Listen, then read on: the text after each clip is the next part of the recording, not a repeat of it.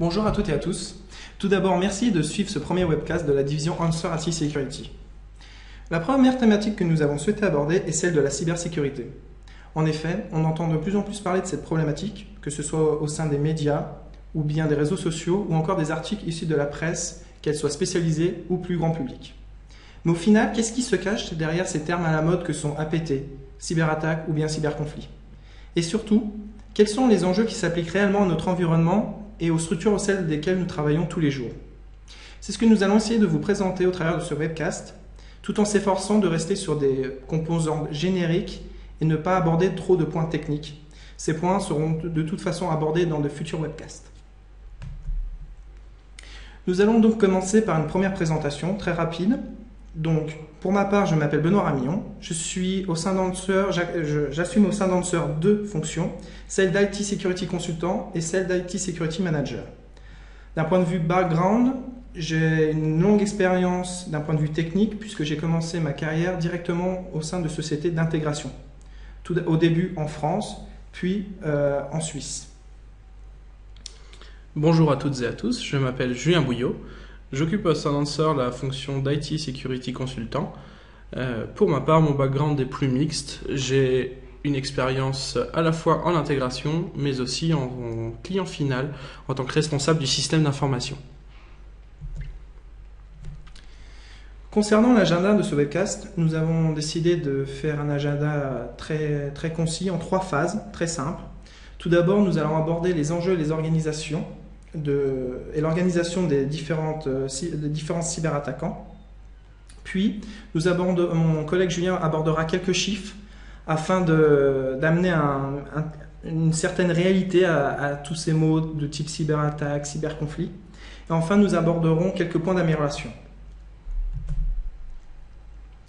Donc, ce qu'il faut savoir, c'est que la notion de cybersécurité renvoie à plusieurs composantes, comme ce cloud vous le montre, ce cloud de mots. Et nous allons essayer de ne pas rentrer dans trop de détails, mais vraiment de vous présenter les composantes principales. Mais pour commencer, on va vous donner 2 définitions. La première est celle du cyberespace. Comme souvent, dans tout ce qui est milieu récent, il n'y a pas encore de définition réellement universelle. La définition du cyberespace diffère selon les pays et aussi selon les organismes. Vous pouvez vous rendre sur le lien qui se trouve sur le slide et qui vous montreront les définitions selon les pays et aussi selon les organismes, type ISO, etc. Vous pouvez également lire notre définition, je ne vais pas vous la lire, mais ce qu'il faut retenir, c'est qu'il s'agit principalement d'un environnement complexe, virtuel et complexe, qui est issu directement de l'interaction des personnes, des logiciels et des services. Alors bien entendu, notre définition est amenée à évoluer en fonction à la fois du monde de l'entreprise, mais aussi du monde des cybercriminels qui nous amèneront à considérer de nouvelles cibles et éventuellement de nouveaux problèmes à régler. Maintenant, une deuxième définition, celle de la cybersécurité. Là encore, il n'existe pas encore de définition universelle, mais il est clair qu'une idée commune tend à se dégager. L'idée est la suivante, c'est que la cybersécurité est un ensemble de technologies, de processus et de pratiques qui visent à protéger le cyberespace, que ce soit contre les attaques, les dommages ou des accès non autorisés.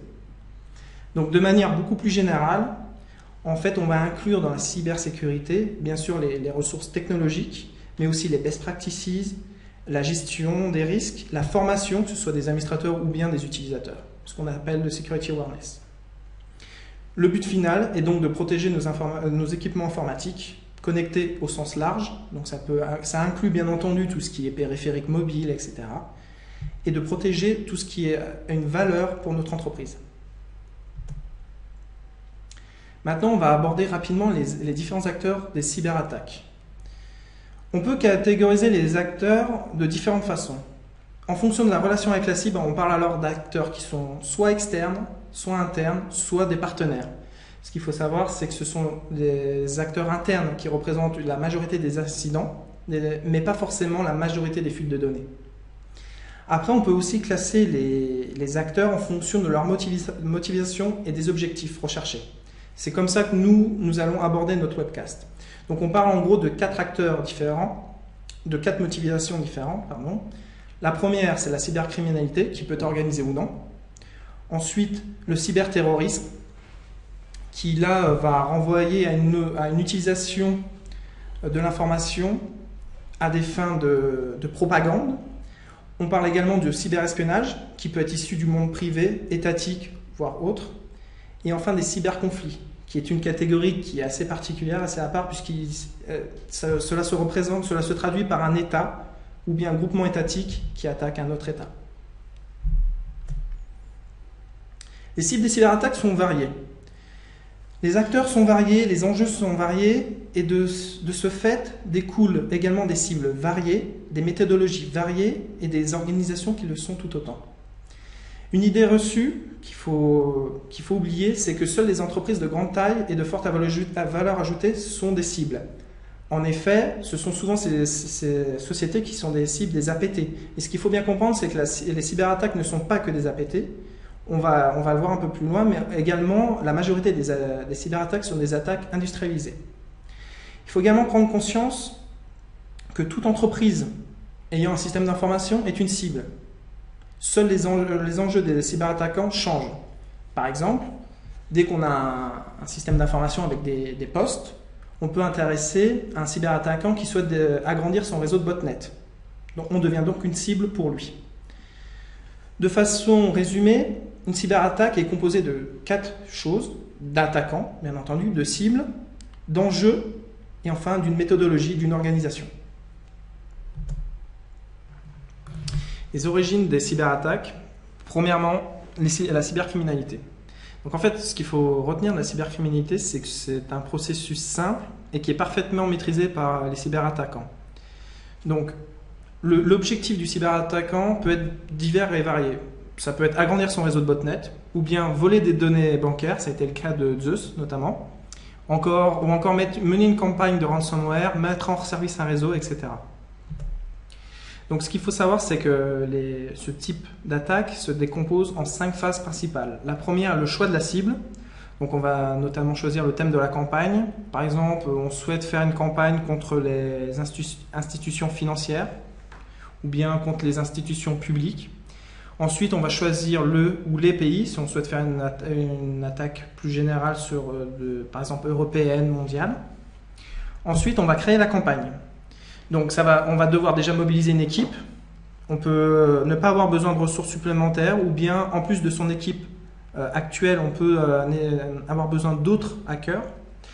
On va choisir le vecteur d'infection. Est-ce qu'on va faire plutôt une infection par mail, type spear phishing, ou alors une infection de type waterhole, etc. Enfin, on va recenser les modules nécessaires et ensuite on va analyser si on doit faire un achat ou plutôt les développer en interne. Et ensuite, on va créer le conteneur qui va vraiment contenir la charge utile de l'attaque. Ensuite, on va passer à une phase de lancement de la campagne à proprement parler. Donc là encore, selon ce qui a été décidé lors de la création et de la planification de la campagne, on va utiliser soit du phishing, soit du spear phishing ou encore une autre méthode d'infection. On va suivre la campagne et surtout, on va l'adapter si le taux de détection est beaucoup trop important. Une fois la campagne finie, on récolte bien entendu les résultats et on les exploite. Donc on va commencer par les traiter pour analyser le contenu. On va essayer également de faire une consolidation, voire un tri. Et dans certains cas, on va enrichir les résultats via d'autres résultats obtenus. Et enfin, on va valoriser les résultats, et c'est ce qui est le plus intéressant pour les cyberattaquants, surtout obtenir une rétribution. Donc on va vendre ce qu'on a obtenu via différentes plateformes. Par exemple, si c'est des coordonnées bancaires, on peut le vendre sur des forums, etc. Ça implique également d'autres étapes, notamment par exemple le blanchiment d'argent, d'autres investissements. En résumé, ce qu'il faut bien comprendre, c'est qu'on a affaire à un processus qui se corrige lui-même, dont les criminels vont se servir pour améliorer leurs résultats et gagner encore plus d'argent, puisqu'ils sont financièrement motivés. C'est leur seul intérêt. Voilà. Et s'il faut garder à l'esprit, là, dans la cybercriminalité, on va surtout parler d'attaques industrialisées. C'est-à-dire que ce sont des attaques qu'on va reproduire très facilement, de manière régulière. On va changer les cibles, mais le but, c'est à partir d'une attaque, par exemple un exploit 0-day précis, essayer de le rentabiliser au maximum. Seconde section, le cyberterrorisme. Donc là, on a un cycle de vie qui est beaucoup plus court et surtout, on a un enjeu qui est tout autre. L'objectif principal ici, c'est d'obtenir la médiatisation de son message. Donc, on va commencer avec le choix du contexte médiatique. Donc, quel est le message qu'on souhaite faire passer? Ensuite, on va choisir la cible et choisir l'instant. Par exemple, on peut vouloir attaquer une institution suite à une prise d'action, de position politique, etc. Pour donner quelques exemples, des exemples de cyberterrorisme ont été par exemple l'Estonie en mai 2007, ou bien en octobre 2007, donc la même année, le site du président ukrainien qui a été attaqué. La modélisation d'attaque, et elle, ressemble beaucoup aux attaques industrialisées, puisqu'on va mobiliser une équipe, on va choisir le type d'attaque, par exemple le type DDoS, ou bien du spear phishing pour compromettre un compte et obtenir d'autres accès. On va mobiliser nos ressources, et selon la complicité de l'attaque, on va soit faire un achat, soit du développement, ou même de la location. Par exemple, dans le cadre d'un DDoS, on peut tout à fait louer le réseau de botnet d'une autre entité cybercriminelle. Enfin, la phase d'attaque à proprement parler, donc on exécute l'attaque. Surtout, on analyse la réaction de la cible et on suit la rédaction des médias, des réseaux sociaux. Le but, là encore, c'est de voir si notre message est passé. Et après, on met à profit l'aspect médiatique. C'est-à-dire que notre attaque a été discutée dans les médias, donc on va faire un communiqué de presse, on peut même faire des vidéos virales, mais surtout, on va expliquer pourquoi on a fait cette attaque et quelle est la cause défendue. Et on peut également poursuivre l'action via l'impact qu'on a provoqué chez notre cible, la menace, la peur, etc. Ce genre d'attaque, on ne sait pas exactement quand est-ce qu'elles arriveront, mais on peut être quasiment certain que suivant le contexte politique, le contexte géopolitique d'un pays donné, on peut être certain que ce genre d'attaque va arriver dans un futur plus ou moins proche à presque tous les pays. Il suffit que le bon groupe de personnes soit mobilisé pour la bonne cause qui les concerne bien sûr, et se décide à agir. Voilà. Donc là, ce qui résume l'attaque, c'est vraiment, on parle d'une attaque médiatisée, et le plus important qu'on doit retenir, c'est que l'attaque doit être assez représentative, assez violente pour qu'elle soit médiatisée, mais l'attaquant ne cherche pas ne cherche pas à faire passer le message qu'il a attaqué quelqu'un, mais il essaye de surfer sur la médiatisation de son attaque pour faire passer son message réel. Troisième catégorie, le cyberespionnage. Donc là, les acteurs peuvent être différents, multiples, mais ils ont tous un objectif en commun, obtenir un gain. Ce gain peut être de différents types, concurrentiel, technologique, politique, ou encore d'autres catégories. Mais vraiment, c'est ce qui est commun à cette catégorie, c'est l'obtention d'un gain.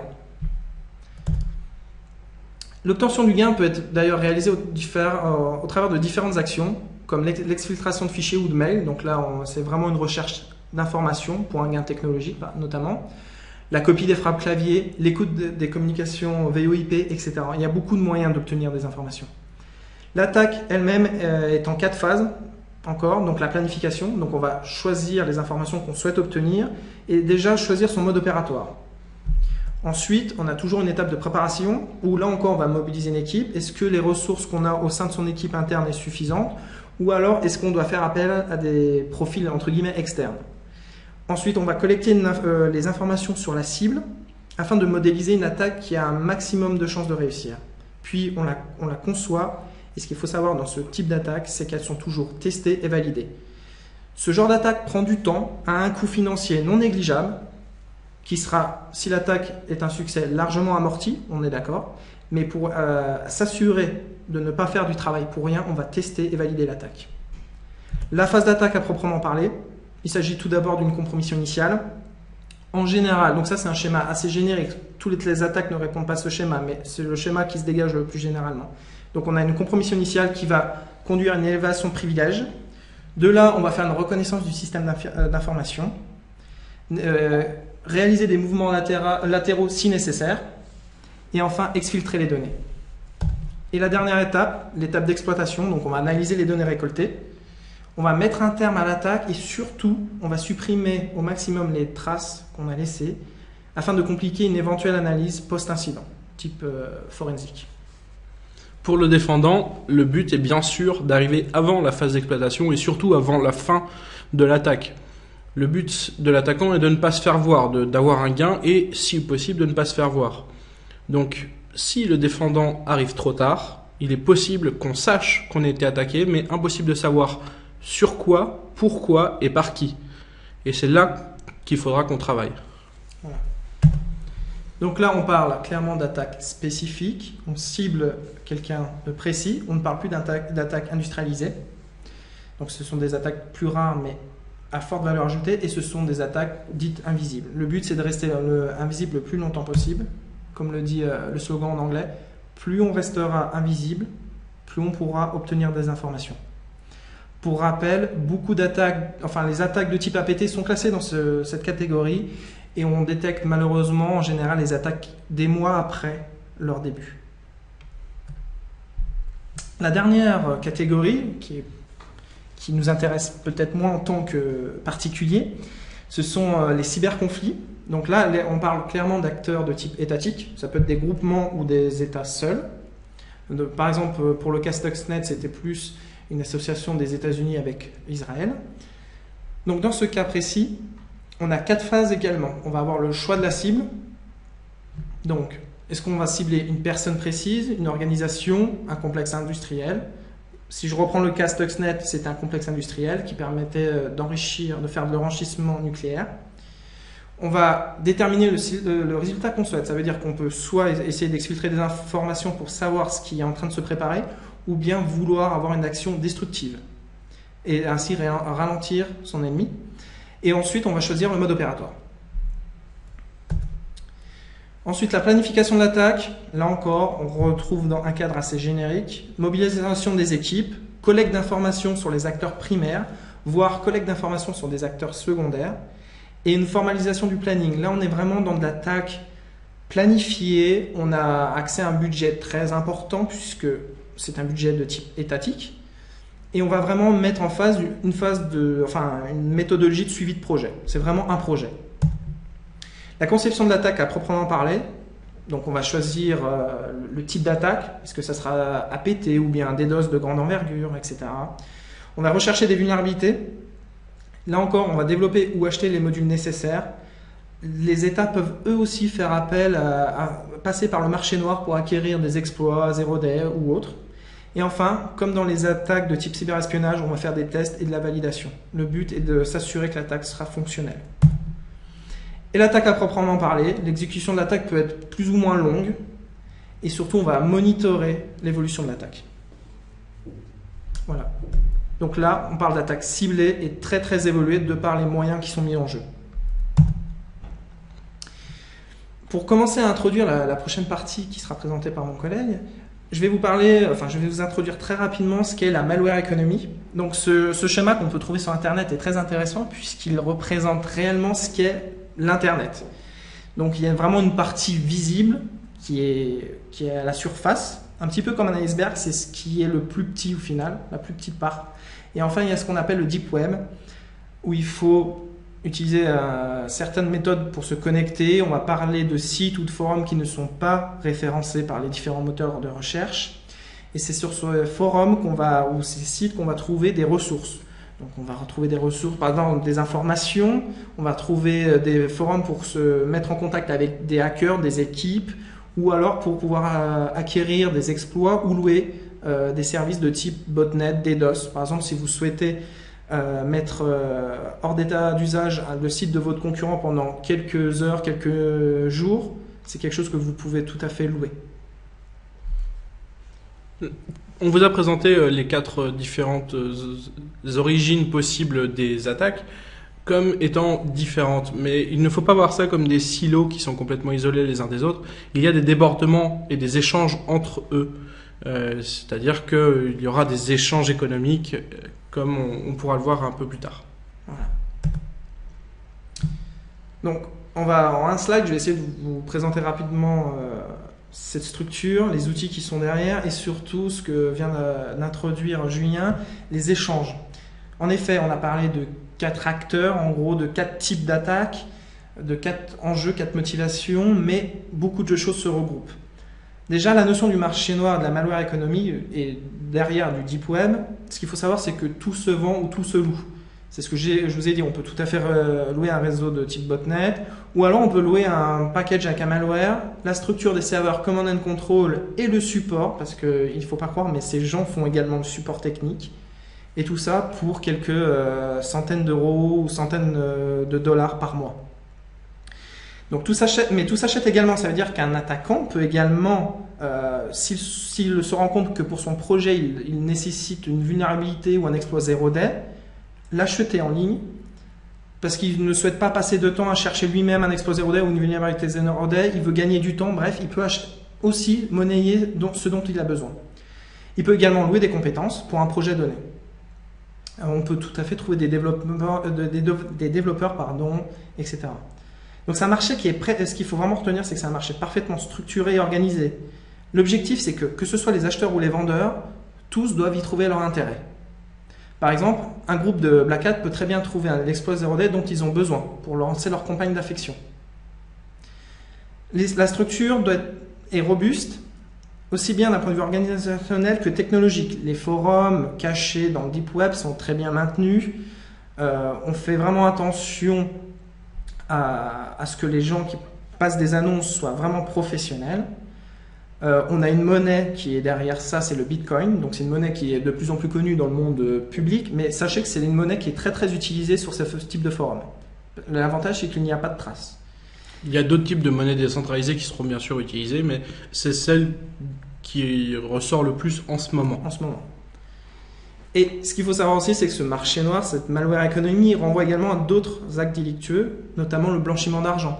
On peut tout à fait trouver actuellement sur Internet des témoignages d'anciens Black Hat qui faisaient partie d'équipes où on voit qu'en fait ils gagnaient beaucoup d'argent, mais ils avaient une nécessité de le blanchir. Du coup, ils pouvaient tout à fait acheter un salon de coiffure ou bien d'autres structures pour vraiment blanchir l'argent. Et un exemple d'offre, vous pouvez aller sur le site. C'est un site qui est accessible directement sur Internet, qui n'est pas dans le deep web, où on loue en fait une offre professionnelle de DDoS. C'est assez intéressant à voir en fait. Et là, un autre exemple d'offre disponible. Donc, on a trouvé ça assez rapidement. Donc, on voit en fait que c'est quelqu'un qui loue ses services, soit pour faire du social engineering ou bien pour développer des exploits 0day, etc. Et en bas de la page, on voit le coût de ses prestations. C'est quelqu'un qui fait des prestations comme un consultant sécurité le ferait. Donc voilà pour cette partie. Je vais passer la parole à mon collègue qui va vous présenter la partie sur les chiffres qui se cachent derrière tout ça. Eh bien, merci Benoît. Ma partie va en effet se concentrer sur les chiffres et va surtout essayer de se concentrer à expliciter et mettre en contexte tout ce que des études de sécurité faites par des éditeurs en solutions de sécurité ont remonté comme statistiques et les mettre en relation avec toutes les notions qui ont été évoquées dans la première partie. La première chose à laquelle il faut penser, c'est mais à quoi peut servir un PC hacké ? Ce slide répond à la question quelle est la valeur d'un ordinateur privé ? Il peut servir à beaucoup de choses, comme on peut le voir, pour des fins de statistiques avec des comptes et des mots de passe, les crédentiaux de mots de passe, servir d'otage dans une opération de faux antivirus, héberger des services pour d'autres cybercriminels ou encore servir dans un réseau de botnet. Un réseau d'entreprise, lui, n'aura pas la même valeur parce qu'une partie des choses ne sera pas forcément présente, comme les comptes vers les réseaux sociaux ou les jeux en ligne, mais il aura d'autres valeurs. Pour un attaquant déterminé, comme un cyberespion, il permettra d'accéder à des données confidentielles qui sont recherchées par une entreprise concurrente, par exemple. Ici est représentée la manière dont peut fonctionner la malware economy. On voit qu'il y a une victime, le petit smiley, et on voit qu'il y a surtout beaucoup d'intermédiaires. Et ils sont tous intéressés financièrement. Comme on peut le voir, ils ont tous un intérêt dans une opération. Ici, dans une opération de compromission d'un ordinateur, chacun va prendre sa petite partie de la transaction et a donc un intérêt à hacker n'importe quel PC, que ce soit un PC d'entreprise ou un PC personnel. La malware economy, c'est beaucoup de biens virtuels. Ça peut être des informations de carte de crédit, des comptes email, des identités de personnes. Mais en quoi est-ce que ces informations ont de la valeur et surtout, quelles sont les plus demandées ? Les statistiques de ce tableau montrent que on a une évolution, on a peu d'évolution pour les places hautes du tableau, que sont les informations bancaires et de carte de crédit, avec juste une évolution dans la valeur de celle-ci, que les comptes email, vu la généralisation des adresses email et la protection grandissante autour de ces emails, est toujours assez demandée, mais par contre la valeur a relativement baissé. Et enfin, on voit que de nouveaux biens sont apparus. Les outils d'attaque sont apparus seulement dans le top 15 des attaques à partir de 2009. Avant, ce n'est pas qu'ils n'existaient pas, mais ils étaient moins demandés, possiblement moins achetés et développés en interne. La valeur est importante, donc la malware economy se met à offrir de nouveaux services, ce qui est totalement normal dans une économie de services. Quelques exemples de prix. Tout s'achète, comme l'a déjà dit Benoît. On peut voir le prix d'un botnet qui sera de $200 pour 2000 bots, ce qui est relativement raisonnable. Dans le cas où on veut faire tomber un site d'un concurrent, on peut voir que pour faire tomber pour une journée un site concurrent, ça va nous coûter entre 30 et $70, ce qui est finalement dans la gamme de prix de beaucoup d'entreprises aujourd'hui. Si on a envie de faire tomber un concurrent, c'est largement possible. On n'est pas en train de parler en centaines de milliers de dollars. De la même manière, il y a des services qui sont un peu plus chers, comme des exploits et des services d'installation de malware, qui en plus seront dépendants de l'endroit où on veut s'installer. Si on cherche à faire une opération particulièrement en France, en Suisse, en Allemagne, eh bien cela ne sera pas le même prix que, par exemple, on peut le voir si on choisit un mix global de cibles qui n'auront pas forcément la même valeur. Les vecteurs utilisés pour compromettre les gens, c'est simple. Qu'est-ce qui reste dans la sécurité d'entreprise ? Facilement accessible, l'email, bien sûr.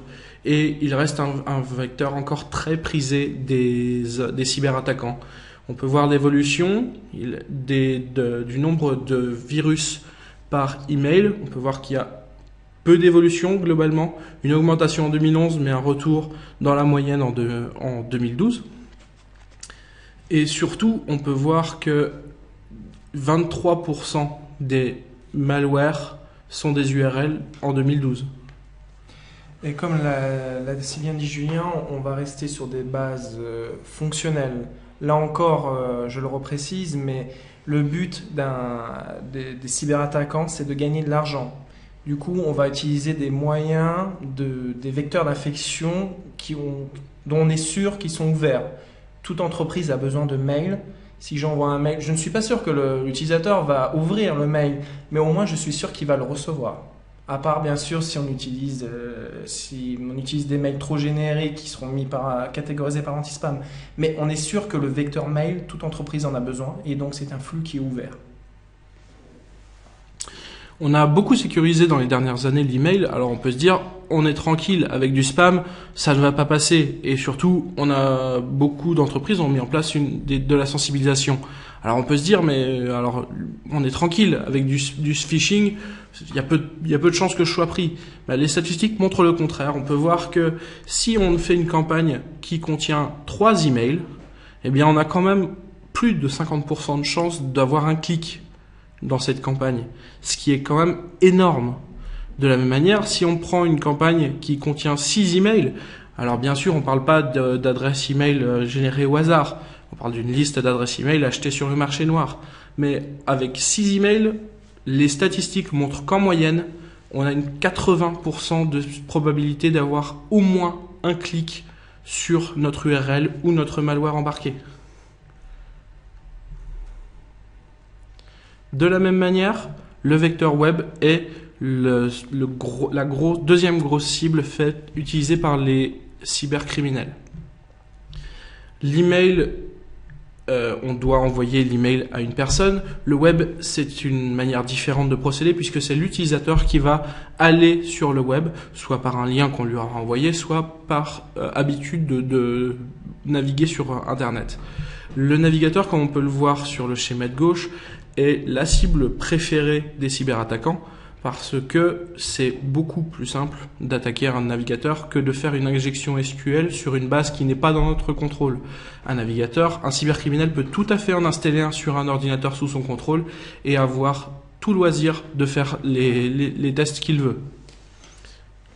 Et comme l'a si bien dit Julien, on utilise bien sûr, dans le cas de l'infection web, on va de plus en plus utiliser, c'est ce qu'on remarque en tout cas, l'attaque de type de waterhole, donc enfin le point d'eau.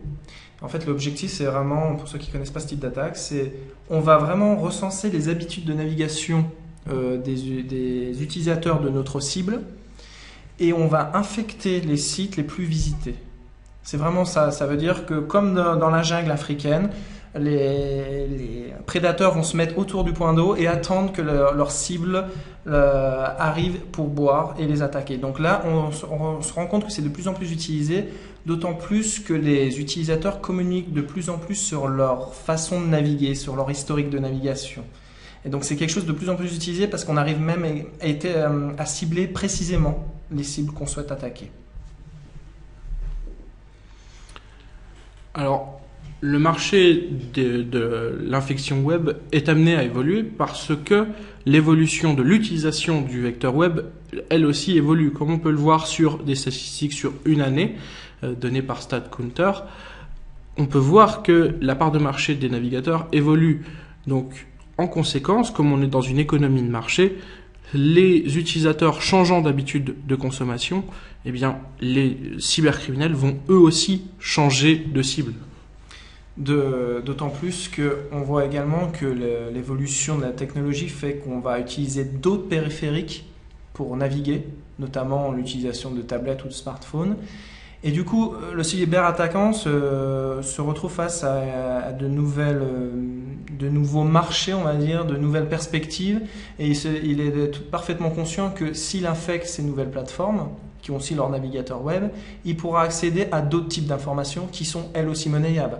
Un carnet d'adresses personnel est monnayable, mais un carnet d'adresses professionnel l'est d'autant plus. La situation de la Suisse par rapport à ces statistiques, elle est dans la moyenne. On voit juste une petite modification des statistiques concernant Internet Explorer. L'utilisation d'Internet Explorer est plus élevée que dans la moyenne internationale, mais on voit que globalement, il y a une modification de l'utilisation et on peut prévoir une modification de l'offre des infections web dans le futur en étant certain du résultat. Le vecteur web, c'est aussi des plugins et des navigateurs. Et ils auront tous forcément des vulnérabilités. On peut les garder à jour, ça c'est recommandé et nécessaire. Mais malgré ces campagnes de patching, on est dépendant de la qualité de code offerte par l'éditeur. Et on est certain que tout logiciel aura au moins une vulnérabilité. Personne n'est infaillible, c'est normal. L'important est donc de s'en prémunir au maximum et surtout de limiter et de contrôler l'usage de plugins comme Flash ou Java qui sont des vrais vecteurs importants de vulnérabilité. Comme j'ai déjà pu l'évoquer, il y a une évolution des outils utilisés par les cybercriminels. Ce graphe représente la part de marché utilisée par les toolkits d'attaque web sur l'année 2013. Sur l'année 2012, pardon, c'est le rapport de 2013. On voit que il y a une évolution de la part de marché de ces toolkits, mais que globalement, on est certain que le volume d'attaque ne va pas diminuer. On sait juste qu'il y aura d'autres types d'attaques qui vont apparaître.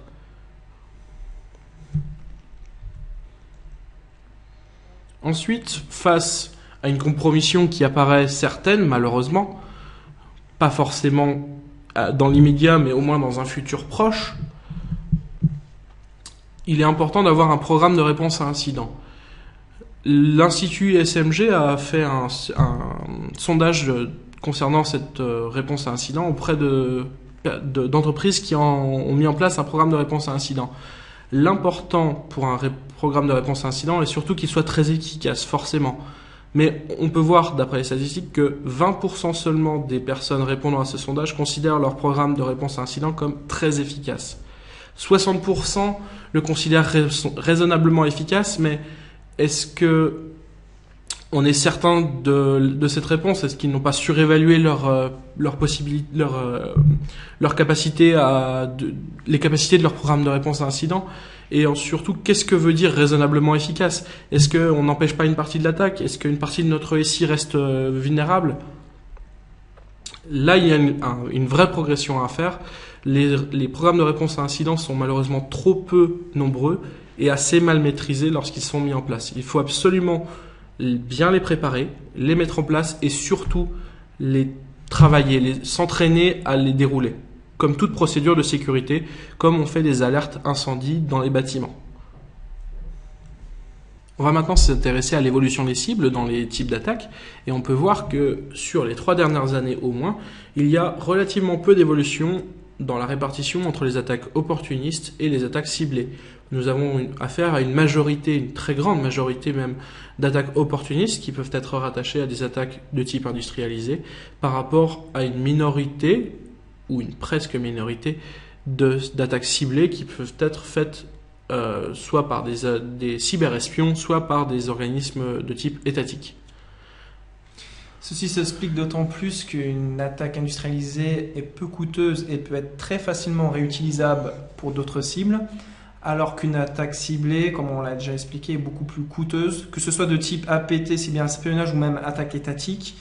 Les coûts sont encore différents entre ce type d'attaque, mais ils restent très élevés. Ensuite, on peut voir que dans les attaques, il y a par contre une vraie modification dans les cibles choisies par les attaquants. En 2008, on peut voir que l'écrasante majorité des cibles étaient constituées de serveurs. Ce qui s'expliquait puisque c'était là qu'était concentré l'ensemble des informations intéressantes et des ressources. Maintenant, avec l'évolution du parc informatique et l'évolution de l'utilisation du SI, on peut voir que les utilisateurs et les post-utilisateurs, end-user devices, sont les post-utilisateurs, les laptops et les smartphones éventuellement, constituent maintenant 90% des attaques, ce qui est révélateur de la modification qui s'est opérée dans l'utilisation qu'on a du SI.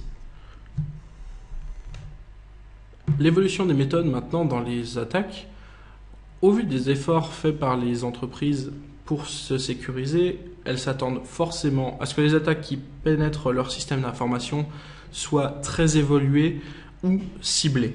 Ce qui, généralement, dans leur tête, veut dire la même chose.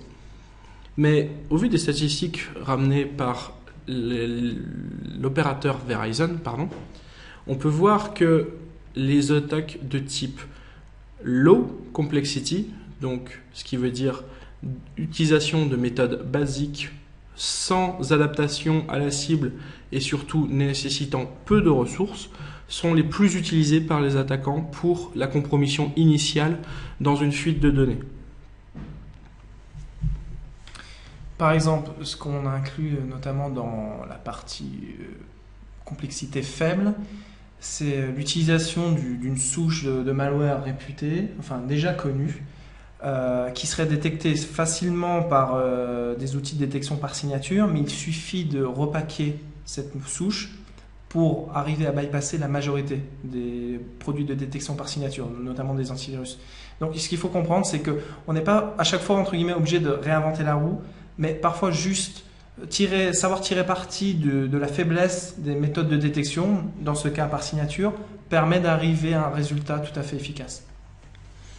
Et pour aller un peu plus loin sur ces statistiques, on peut voir que même en cumulant les attaques de type moderate et high, qui veulent dire qu'on utilise des méthodes qui nécessitent beaucoup de connaissances, de l'adaptation et des méthodes ou des ressources très étendues, on peut voir qu'elle représente une part relativement faible et surtout qu'elle est en déclin par rapport aux années précédentes. Ce qui veut dire que ça ne veut pas dire que ce ne sont pas des attaques persistantes ou ciblées. Ça veut juste dire qu'il n'est pas nécessaire pour un attaquant d'utiliser ces méthodes-là, puisqu'il va forcément aller aux méthodes les moins coûteuses pour réussir un retour sur investissement maximal. Une fois la compromission initiale réussie, il faut ensuite faire d'autres actions pour profiter du fait qu'on ait réussi à pénétrer un système d'information. Le but d'une attaque n'est pas de pénétrer dans un système d'information, mais ensuite de profiter de ses ressources, comme on a déjà pu l'évoquer. Le graphique suivant montre que les actions entreprises par les attaquants restent de complexité faible une fois la compromission initiale réussie.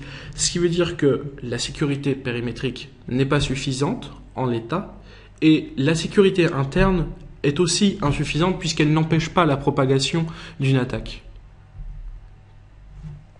Enfin, la dernière chose qu'il est important de considérer pour les entreprises, c'est le temps nécessaire avant la découverte de la compromission. Les 3 étapes d'une attaque sont la compromission initiale, comme a déjà pu le dire Benoît, la découverte des ressources du système d'information et ensuite la propagation de la menace à l'intérieur du système d'information. On peut voir que pour toutes les étapes, il y a un nombre beaucoup trop important, au-delà de ce qui veut dire au-delà de 40 voire 50% des attaques qui est découverte des mois après la compromission initiale. Ce qui pour une entreprise est totalement inadmissible. Il est important dans toutes les étapes d'une attaque de réagir très rapidement afin de limiter l'impact de l'attaque. En résumé, ce qu'on peut dire, c'est qu'une fois que les cyberattaquants ont réussi à percer la défense périmétrique, le système d'information est malheureusement livré à lui-même dans la plupart des cas, et il est très dur de détecter une attaque qui a réussi à compromettre le système d'information. Donc il est très important de driller tout ce qui est technique de réponse à incident, mais aussi pour pouvoir les appliquer, il va falloir, mais comme on le verra dans les points d'amélioration un peu plus tard, développer ses capacités de détection. La dernière chose à retenir sur ce slide, c'est que ça veut dire que pour un attaquant, une fois implanté, il a tout le loisir de se propager et de sortir l'information. La plupart du temps, donc dans la majorité des cas, il aura plusieurs semaines avant que son attaque soit découverte. Ce qui lui laisse largement le temps de profiter de la compromission. Dans la pensée générale, il est d'habitude de dire que les serveurs de command and control, donc les serveurs qui servent à contrôler un malware une fois implanté, sont installés en Russie ou en Chine, parce que ce sont des groupements... Ce sont des idées reçues. Oui, ce sont des idées reçues, tout à fait. Et des idées reçues qui sont aussi largement véhiculées par les médias, mais comme va vous le montrer Julien, les statistiques prouvent que ces idées restent des idées reçues. Dans une étude faite sur l'année 2012, l'éditeur FireEye montre que les serveurs de contrôle et de commande des plus grands réseaux de malware en cours sont situés dans 184 pays différents, ce qui représente une augmentation de 41% par rapport à l'année précédente. Ce qui est révélateur du fait qu'il n'est plus intéressant pour un attaquant de concentrer toute son architecture de contrôle dans un seul pays. Déjà parce que il est beaucoup plus facile pour un défendant de le cibler ou pour une société de sécurité d'aller investiguer sur les serveurs d'un pays particulier, mais aussi parce que il est beaucoup plus simple pour un attaquant de rester dans le même pays. Généralement, pour les entreprises multinationales, par exemple, les restrictions en place pour les échanges dans le même pays sont beaucoup moins importantes que lorsque des données doivent sortir du pays. Il est donc beaucoup plus intéressant pour un attaquant d'avoir un serveur de contrôle exactement dans le même pays que sa cible. De plus, ça peut permettre également aux attaquants, dans une moindre mesure, de jouer sur les différentes lois qui existent, les différentes législations qui existent entre les différents pays. Je vais maintenant procéder à une rapide chronologie des faits marquants pour la malware economy dans l'année 2012. Chaque mois possède son lot d'informations intéressantes, mais je ne vais pas tous les évoquer. On peut noter dans le mois de mars que une brèche de données incluant Visa et Mastercard vise des compagnies de cartes de crédit et expose des données confidentielles pour 1,5 million de comptes clients, ce qui est une brèche de données très importante, particulièrement pour ces clients. On peut aussi voir que tout au long de l'année, différentes plateformes sont ciblées, telles que les Mac, les réseaux sociaux. Par exemple, ici, nous pouvons voir que LinkedIn souffre une brèche de données qui expose là aussi des millions de comptes, mais aussi des informations sur des botnets qui sont démantelés par des sociétés de sécurité ou des organisations telles que le FBI. Et enfin, on peut voir que même les plateformes mobiles sont concernées puisque des vulnérabilités sont découvertes ainsi que des malwares sont découverts sur les plateformes mobiles. L'année 2012 n'est pas particulièrement calamiteuse, c'est-à-dire qu'elle est dans la norme des années précédentes en termes d'événements de sécurité.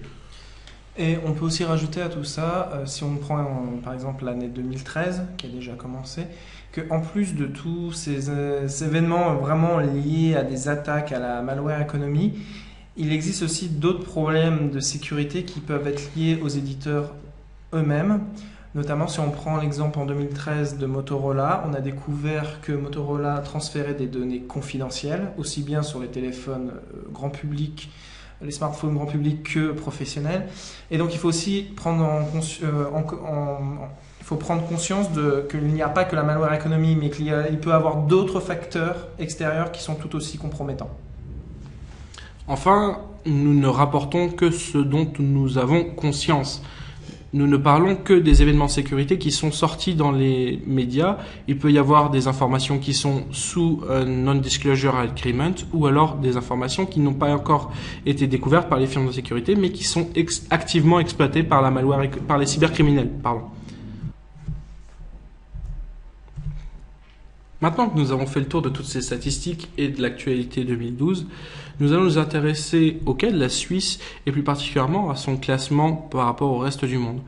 L'éditeur Sophos nous montre que la Suisse est un pays relativement sûr avec d'autres pays comme le Royaume-Uni ou les États-Unis, contrairement à des pays comme le Mexique, Taïwan ou les Philippines qui se montrent comme des pays très dangereux pour les attaques de PC. Malgré ces statistiques encourageantes, un article paru dans le blog McAfee montre que la Suisse fait quand même partie des 10 pays hébergeant le plus de serveurs de contrôle pour les malwares les plus connus en ce moment. C'est donc un constat assez mitigé pour la Suisse. Et il est important maintenant de recadrer la Suisse par rapport à la perte de données.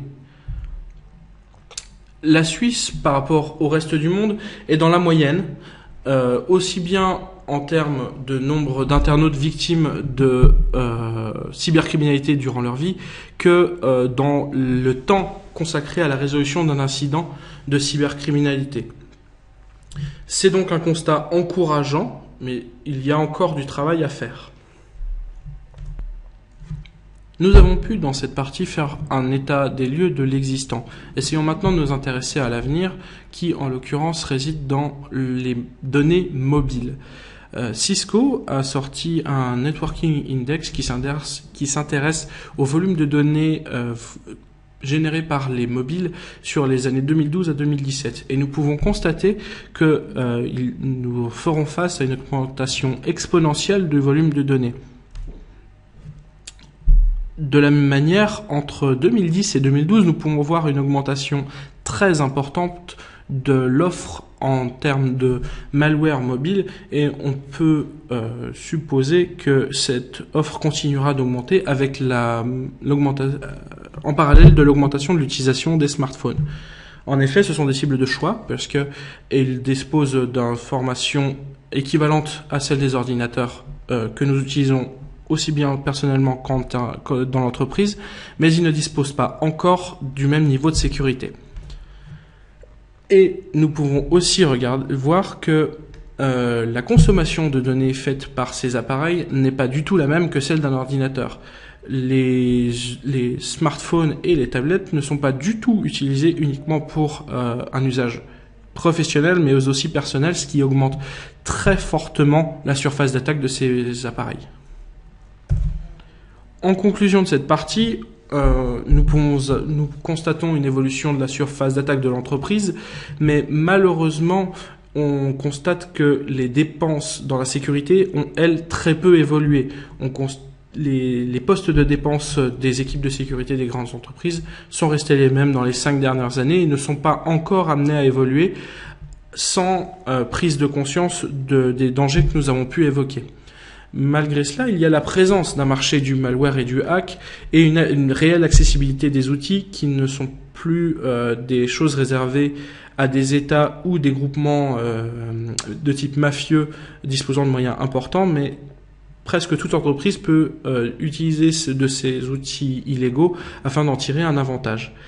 Comme l'a déjà dit Benoît, toutes les entreprises sont une cible potentielle, soit pour une attaque industrialisée en profitant des infrastructures, des données et des informations d'identification des utilisateurs, ou alors, dans le cas d'attaques ciblées, pour récupérer des secrets industriels, des données confidentielles, ou alors pour dégrader l'image extérieure d'une entreprise.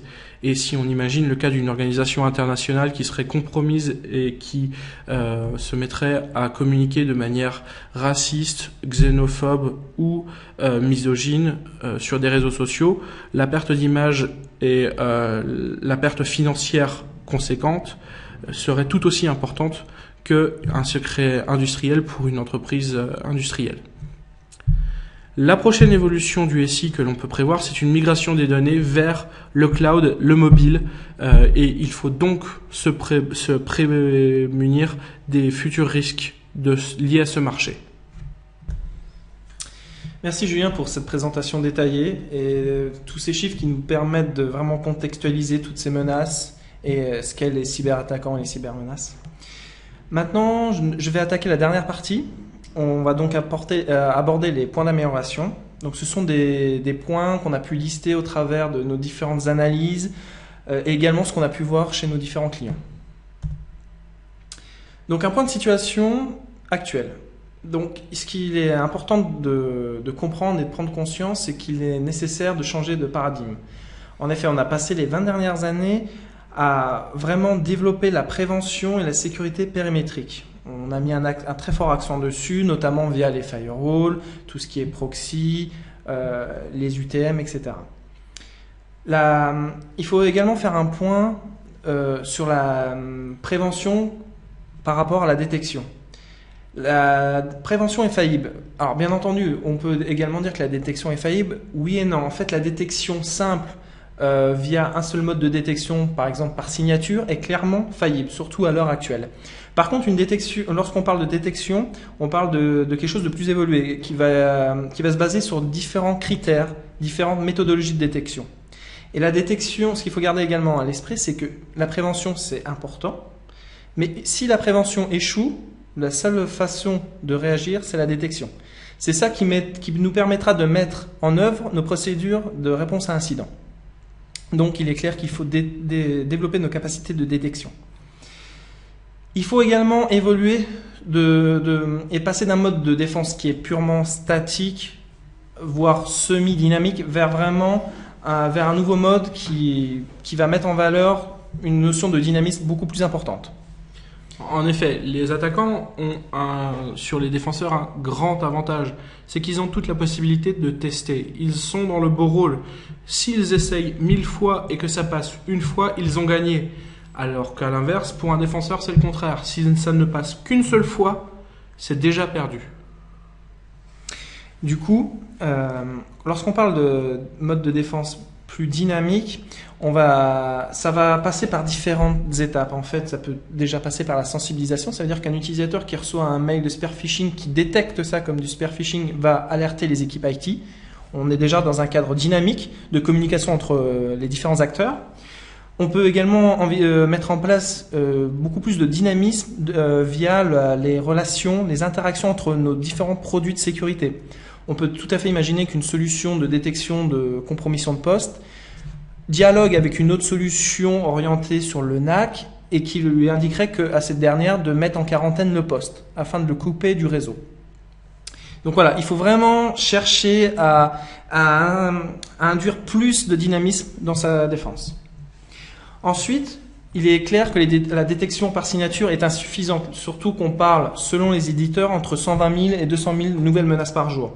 Donc il faut qu'on évolue. La détection par signature est insuffisante, elle doit rester présente, mais on doit aussi ajouter de nouvelles méthodes de détection, qu'elles soient comportementales ou basées sur des techniques de forensique. D'un autre côté, malheureusement, à l'heure actuelle, trop peu de sociétés sont capables de lister leurs données sensibles et surtout leur emplacement. Combien de sociétés négligent les mobiles, les données sensibles qu'ils comportent, notamment en Suisse, il existe des données qui ne doivent pas sortir du pays, mais très souvent les consultants, les VIP voyagent et prennent avec eux leur smartphone et les données qui sont contenues.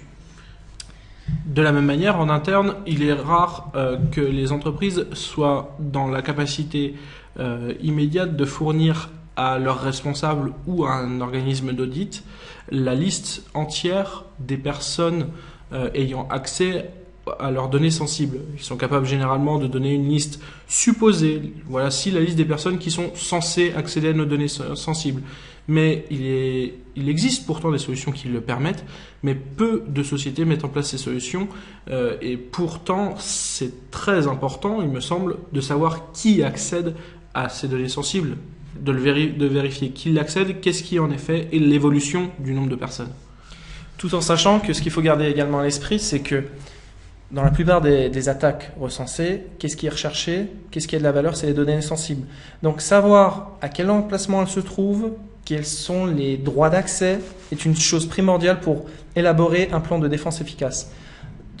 Toujours dans les points primordiaux, le patch management, il est difficile, voire quasiment impossible de mettre en place une sécurité efficace sur un système d'information qui n'est pas à jour, qui est vulnérable.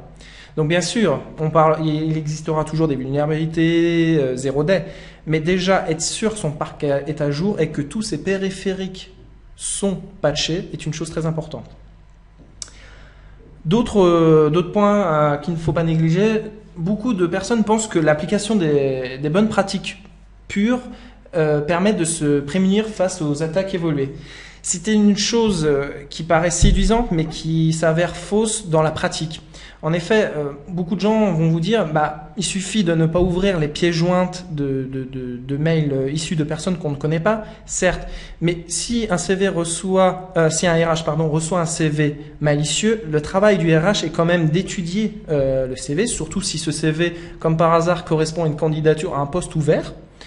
Il est naturel pour le RH d'ouvrir le CV et donc d'ouvrir une pièce jointe malicieuse. Le gain en sécurité par rapport à sa surface d'attaque n'est pas suffisamment corrélé. C'est-à-dire que souvent, lorsqu'on décide d'un projet, lorsqu'on décide d'investissement en sécurité, il faut toujours corréler cet investissement par rapport au gain sur sa surface d'attaque, d'un point de vue sécurité. Ça veut dire qu'il faut déterminer sa surface d'attaque, savoir quels sont nos points forts et nos points faibles, et essayer d'optimiser nos dépenses en sécurité afin de répondre au mieux aux points faibles de notre défense. Pour le principe Vous m'excuserez, mais je n'ai pas respecté la règle des 7 points, mais parce qu'en fait, il y a beaucoup de choses à dire. Mais pour le principe de la défense en profondeur, c'est là encore un peu la même chose. Ça veut dire qu'on en parle souvent, beaucoup de sociétés pensent l'appliquer, mais c'est pas toujours le cas. On en parlera un peu après. Et enfin, les procédures de réponse à incident sont malheureusement trop peu jouées lorsqu'elles existent. Je dis bien lorsqu'elles existent. Et comme l'avait si bien illustré Julien avec l'exemple des procédures d'évacuation en cas d'incendie, ces procédures de réponse à incident doivent absolument être drillées, doivent être entraînées et surtout doivent être rédigées sur le papier. C'est pas parce qu'on n'a pas d'équipe de réponse à incident qu'on ne doit pas avoir de procédure. Juste mettre sur le papier, coucher sur le papier que on détecte une compromission, on contacte tel partenaire car ils ont des compétences en forensique, par exemple, c'est déjà établir une procédure. Cette procédure doit aussi inclure des choses périphériques à la technique. On ne doit pas simplement prévoir comment endiguer la menace, mais aussi se dire qu'il faut prévoir des budgets exceptionnels, qu'il faut des personnes responsables disponibles, qu'il nous faut des interlocuteurs dans tous les départements afin de pouvoir communiquer à l'interne et à l'externe sur ce qui nous arrive. Pour revenir rapidement, mais vraiment rapidement sur le concept de la défense en profondeur, si on place le endpoint, donc le endpoint peut être un mobile, peut être un PC, peut être un laptop ou un serveur, bref une ressource, au centre de ce slide, la première couche de sécurité, là où justement on a développé, enfin on a mis l'accent durant ces 20 dernières années, c'est la défense périmétrique avec tout ce qui est firewall, proxy, anti-spam, etc. Ensuite, pour certaines sociétés, on a également investi sur l'IPS, donc la détection, la prévention d'intrusion, mais basée sur des signatures. Donc on est encore sur un mode de détection par signature. Sur tous les endpoints, en général, on trouve un antivirus. Donc là encore, une détection par signature. Voire parfois un HIPS. Donc toujours de la détection de la prévention d'intrusion, mais via signature, voire parfois un moteur comportemental. Pour les sociétés qui sont sensibles à la protection des données, on va aussi rajouter d'autres couches de sécurité. Ça va être du chiffrement des données, mais ça va être aussi parfois du DLP, que ce soit du host ou du network. Et enfin, pour les sociétés les plus matures, on va parfois avoir des projets de SIEM qui sont mis en place. Je dis plus mature puisque, en fait, pour arriver à conduire un projet SIEM qui arrive à terme et dans de bonnes conditions, il faut avoir une certaine maturité. Vraiment savoir ce que l'on cherche à détecter. Et donc, si on cherche à détecter certaines choses, c'est qu'on y est sensible. Donc, cela renvoie au fait qu'on a déjà analysé sa surface d'attaque. L'objectif, donc, c'est de conserver ce principe de défense en profondeur. On ne va pas révolutionner, mais vraiment d'y rajouter des nouveaux éléments qui permettent des détections complémentaires via d'autres méthodes de détection notamment. Et on va essayer d'aller plus loin que la détection par signature. Donc nos axes de progression, sachant on les a quand même déjà un peu expliqués sur les slides précédents, mais ce qui est vraiment important de retenir, c'est que les systèmes en place ne sont pas inutiles, loin de là. La détection par signature est importante puisqu'elle permet de bloquer tout ce qui est déjà connu. Et on est quand même sensible à des menaces connues. Après, les points primordiaux que j'avais cités précédemment, c'est que avant d'aller plus loin, il existe des prérequis. Donc, les deux prérequis, les principaux, sont répertorier toutes les données sensibles, leur emplacement, qui peut y accéder. Ensuite, maintenir un parc sain. Donc, c'est du patch management et également du vulnerability assessment. Ensuite, ce qu'on peut mettre en place, et ce qui est vraiment nécessaire, puisque ce qu'il faut vraiment prendre conscience, c'est que les attaquants ont plusieurs semaines, voire plusieurs mois pour apprendre à vous connaître. Donc, il faut que vous-même, vous vous connaissiez parfaitement. Du coup, il faut savoir exploiter les informations que vous avez déjà en place, qui existent déjà au sein de votre système d'information, et ce sont les logs. Et d'autres informations qui peuvent éventuellement être recueillies via d'autres outils. Donc là, on pense tout de suite à la mise en place d'un SIEM, voire parfois même d'un SOC. Mais déjà, avoir vraiment le réflexe d'analyser ces logs, c'est quelque chose de très important. Sensibiliser les utilisateurs est clairement un point essentiel puisque, comme on l'a vu, les deux principaux vecteurs d'infection utilisés sont l'email et le web. Et donc, clairement, ce sont les utilisateurs qui sont ciblés, notamment via des campagnes de phishing, voire du spear phishing. Et même si on a déjà évoqué le fait que la sensibilisation est faillible, le but est ici de rendre la vie difficile à l'attaquant. Si on peut éviter que notre utilisateur clique sur n'importe quel lien, autant le faire. Ça va pas révolutionner la manière dont il travaille. Ça va lui demander un tout petit peu de temps de cerveau et normalement, pour protéger l'entreprise, il est capable de le fournir. Tout à fait. Et enfin, il faut vraiment prendre en compte les mobiles. Donc, que ce soit les smartphones, les tablettes, ou alors les mobiles de type corporate, comme les laptops. Ces mobiles contiennent de plus en plus d'informations sensibles, confidentielles. Il faut garder à l'esprit que c'est ce qui se monnaie le plus sur le marché noir, et donc c'est ce qui va être ciblé. Donc, de facto, il faut vraiment les insérer dans sa politique de protection et pouvoir également sensibiliser les utilisateurs à leur utilisation. Ce qui doit être mis en place, ce qui peut être encore mis en place. Donc, comme on a pu le dire un peu sur les slides précédents, Julien, c'est que déjà évoluer d'un modèle de défense statique vers un modèle plus dynamique. Interaction entre les produits, interaction entre les acteurs du système d'information. Ensuite, développer ses capacités de détection via l'implémentation d'outils de détection comportementale notamment. Et déterminer sa surface d'attaque, la comprendre et la réduire est vraiment primordial. La réduire, ça passe notamment via le patch management, mais aussi du hardening de systèmes, des systèmes critiques. Il faut avoir des procédures de hardening.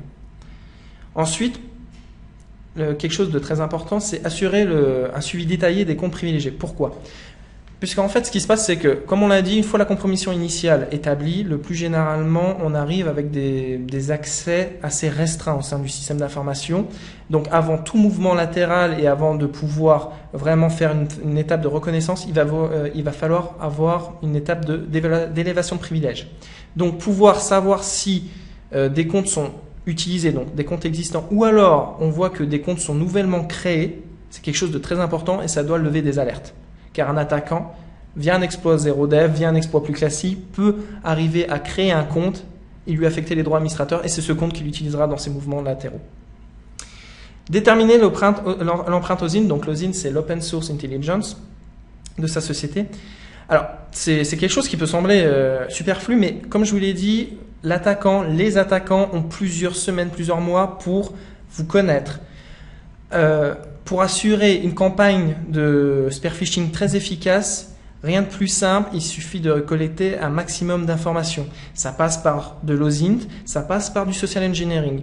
On rendra d'autant plus le social engineering compliqué qu'on diminuera sa surface d'exposition d'un point de vue informationnel. Donc ça prend en compte bien entendu ce qui est communiqué sur la société via les médias, via le site internet, via les communiqués de presse, mais également via les employés sur des réseaux type LinkedIn, etc. De plus, ça engage d'autres choses auxquelles on ne pense pas forcément, mais par exemple lorsqu'on publie des offres d'emploi, notamment pour quelqu'un qui doit travailler dans l'IT ou dans la sécurité, directement mettre sur un site d'offre d'emploi qu'on recherche quelqu'un qui a d'excellentes compétences sur tel ou tel éditeur, c'est renseigner les attaquants sur quelles sont les technologies qu'on utilise.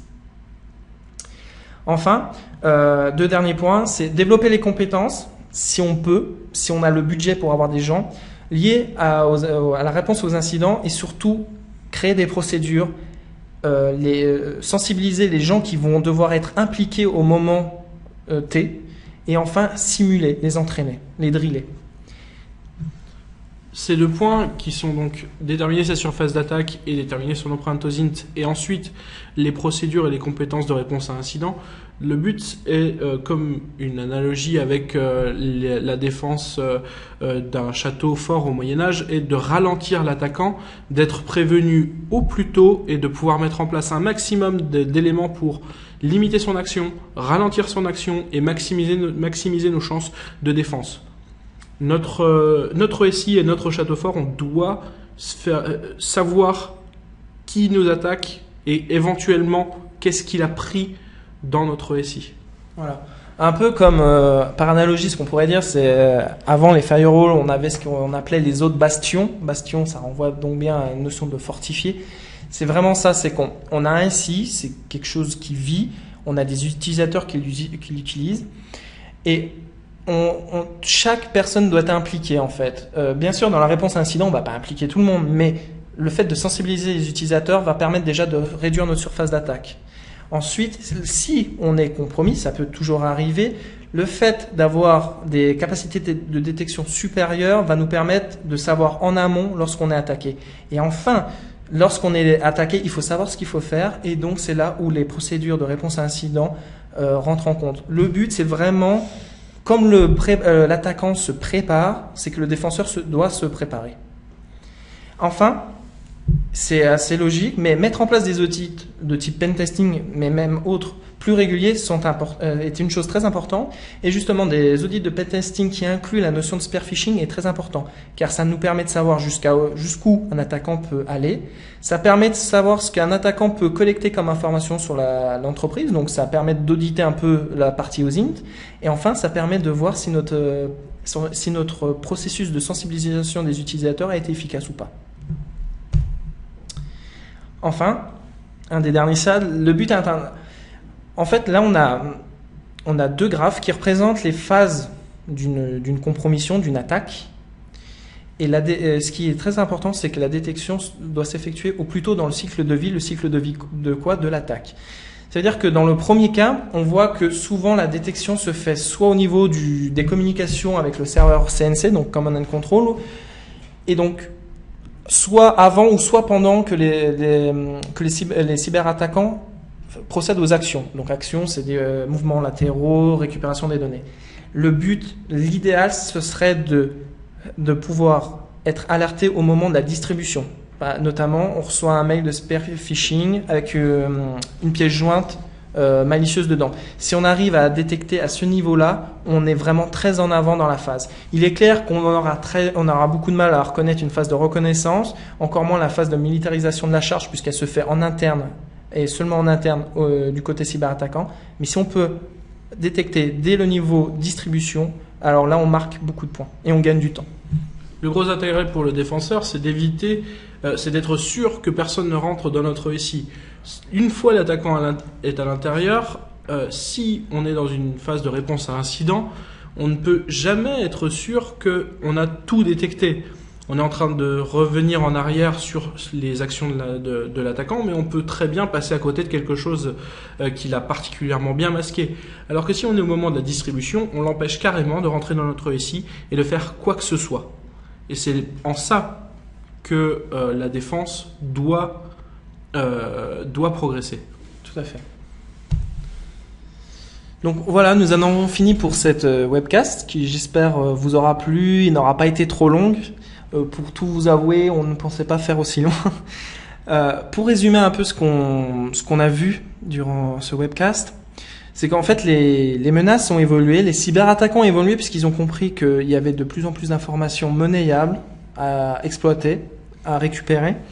Et du coup, lorsqu'ils ont vu la défense évoluer au fil de ces dernières années, ils ont essayé de progresser plus vite que cette défense, que cette évolution. Et surtout, ils utilisent au maximum les choses qui fonctionnent, c'est-à-dire les flux ouverts tels que l'email, le web. Ce sont des choses classiques. Et malheureusement, le gros problème qu'on rencontre le plus souvent, c'est que les sociétés pensent être protégées à l'heure actuelle, puisque c'est vrai qu'au final, ils ont fait des investissements durant les 2 dernières décennies pour protéger ces deux flux. Mais on voit tout de suite que envoyer un CV avec une charge malicieuse à une RH, c'est quelque chose qui marche très très souvent et qui nous permet de compromettre un poste. Et une fois le poste compromis, on a son système d'information compromis. Donc c'est là où on se rend compte que les menaces ont évolué, les techniques ont évolué. Derrière, il y a un réel marché, ce qui forcément, dès qu'il y a un marché économique, ça motive l'évolution, la progression des attaquants. Et du coup, on se doit également de faire évoluer son système de défense. Notre but n'est pas de rendre toutes les entreprises paranoïaques. Comme on en a beaucoup parlé, le but est d'abord de déterminer sa surface d'attaque, de savoir en quoi nous sommes intéressants pour un attaquant. Il y a des entreprises qui ne seront intéressantes que pour de l'attaque industrialisée parce qu'elles disposent de postes à l'interne. Il y a des entreprises qui seront très intéressantes pour des concurrents. Notre but est donc de vous faire comprendre que les attaques ont évolué, ça les statistiques le montrent, Et les défenses sont insuffisantes. Les statistiques le montrent aussi, puisqu'il y a des brèches, il y a des fuites de données, il y a des malwares qui arrivent et qui sont détectés des mois après leur exploitation. Il faut absolument que chaque entreprise détermine quels sont les moyens à mettre en œuvre pour augmenter sa sécurité et derrière se mettre dans une phase de mise en place des solutions déterminées après cette phase d'audit, juste dans le but de réduire sa surface d'attaque. Voilà, et sa vitesse de réponse lors d'un incident. Et enfin, pour conclure, ce qu'on souhaitait également faire, c'était un webcast très neutre d'un point de vue purement produit, puisque on fait, chez Answer IT Security, on fait une partie intégration, mais également du conseil.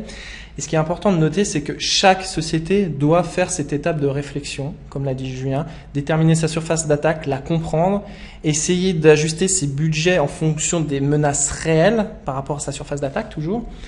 Et du coup, parler produit, c'est quelque chose qui vient vraiment en second plan et qui est différent pour chaque société. Donc, sur ce constat, je vais vous laisser sur ce constat et bien sûr vous donner nos coordonnées. Donc premièrement, nous avons une adresse webcast@answersolutions.ch.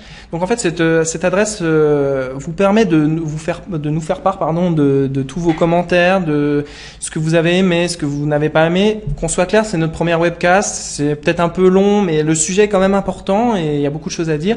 Mais on est toujours dans une phase où on souhaite s'améliorer, donc toutes vos remarques sont les bienvenues. Et dans la même lignée, en fait, nous avons créé un petit sondage sur SurfMonkey, dont vous avez l'URL, qui vous permettra, parce que nous savons tout le monde a très peu de temps, donc nous avons fait un petit sondage de 5 questions maximum, et ça vous permet déjà de donner votre avis sur le contenu de la webcast, la longueur, etc. Nous restons à votre disposition pour toute question, et puis vous souhaitons une excellente journée et une très bonne amélioration et réflexion de votre système d'information. Merci de nous avoir suivis. Bonne fin de journée ou soirée suivant l'heure à laquelle vous nous avez vus et à une prochaine.